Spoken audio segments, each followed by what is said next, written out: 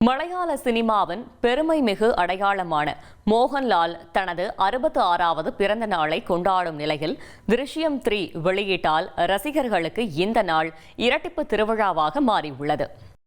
இந்திய திரையுலகில் the complete actor என்று அழைக்கப்படும் ஒரே ஒரு காந்த குரலோன் மலையாள சினிமாவின் ஆகச்சிறந்த அடையாளம் மோகன்லால் இன்று தனது 66வது பிறந்த நாளை கொண்டாடுகிறார். 1980களில் ஒரு சாதாரண வில்லனாக தன் திரையுலக பயணத்தை தொடங்கி இன்று இந்திய சினிமாவே வியந்து பார்க்கும் ஆகிருதியாக உயர்ந்திருக்கும் இவருடைய பயணம் அனைவருக்கும் ஒரு உத்வேகம். அரவிந்தன், பத்மராஜன் போன்ற மேதைகளின் இயக்கத்தில் முதிர்ச்சியான நடிப்பை வெளிப்படுத்திய இவருக்கு திருப்புமுனையாக அமைந்தது 1989 வெளியான கிரீடம் திரைப்படம்.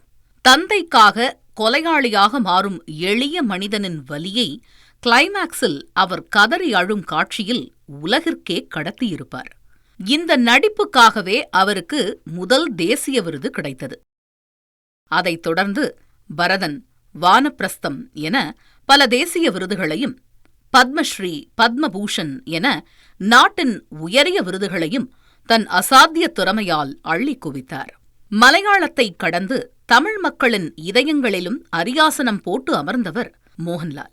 மணிரத்னத்தின் 20 படத்தில் எம்ஜிஆரின் நிழலாக அவர் வாழ்ந்த விதம், ஜில்லா படத்தில் விஜயின் மாசான தந்தையாக வெள்ளை வேட்டி சட்டையில் காட்டிய கம்பீரம், உன்னை போல் ஒருவன் படத்தில் உலகநாயகன் கமல்ஹாசனுடன் மோதிய நடிப்பு வேட்டை என திரையரங்குகளை அதிர வைக்கும் இவரது மாஸ் என்றே தமிழ் ரசிகர்கள் இவரை கொண்டாடுவதற்கு என்றும் குறைவிருந்ததில்லை.